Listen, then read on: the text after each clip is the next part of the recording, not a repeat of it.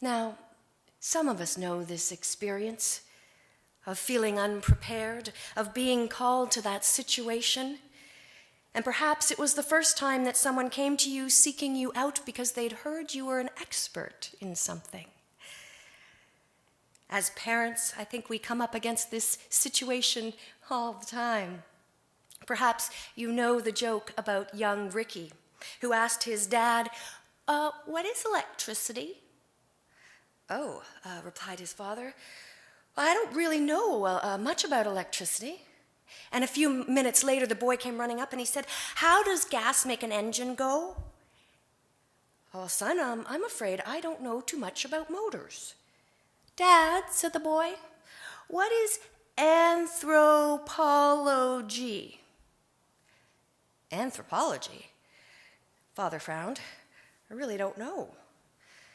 Gee, Dad, I guess I'm kind of making a nuisance of myself, huh? Not at all, son. If you don't ask questions, you'll never learn anything.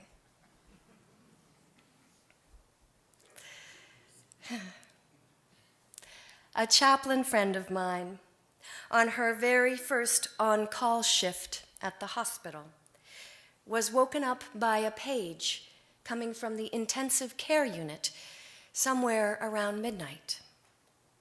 And as she made herself towards this great unknown, she found herself wrestling to gain control, composure over the excitement and the panic that was building up in her chest.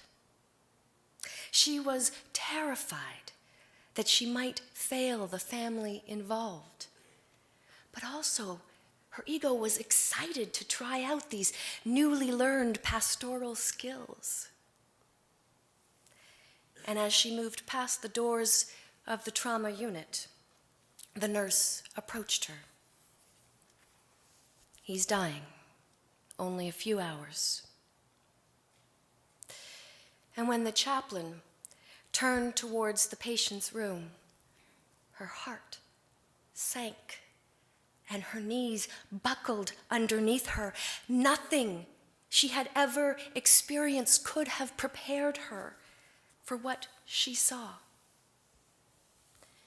The man lay dying, being kept alive only by the tubes and the machines, 45 years old. He was a husband, he was a father. And his wife lay sprawled across his nearly lifeless body, weeping.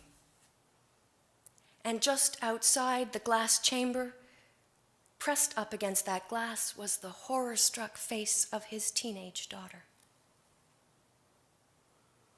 And the chaplain said that her heart sank because she knew there was nothing she could do. She looked inside herself and she found that she was as empty as those foolish women's lamps. And she was as foolish as they, she said, because she knew she had come to the situation unprepared.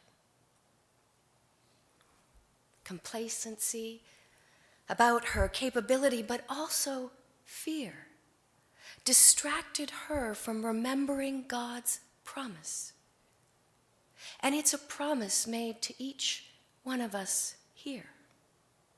She had momentarily forgotten what it means to be God's beloved, a God who loves so much that God came into the world to guide us forward. It's Christ who comes into our world to prepare us and steady us. Christ, by his actions, example, and Holy Spirit, prepares us for everything. Just think about what it must have taken to prepare a lavish wedding banquet back in the 1st century. There were no printing presses, no how-to wedding books and magazines, no Evites. Like the king in Matthew 22, if you really wanted people to come, you had to send out messengers, sometimes more than once.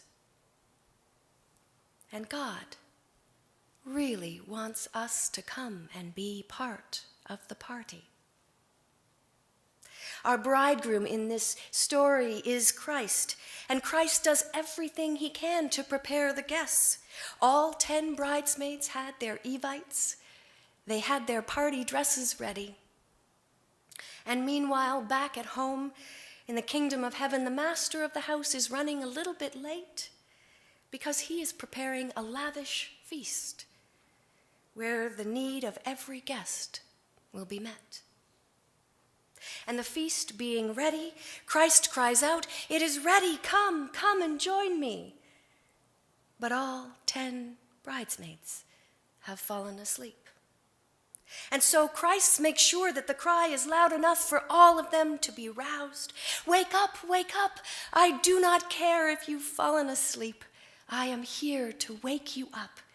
Come and celebrate life with me.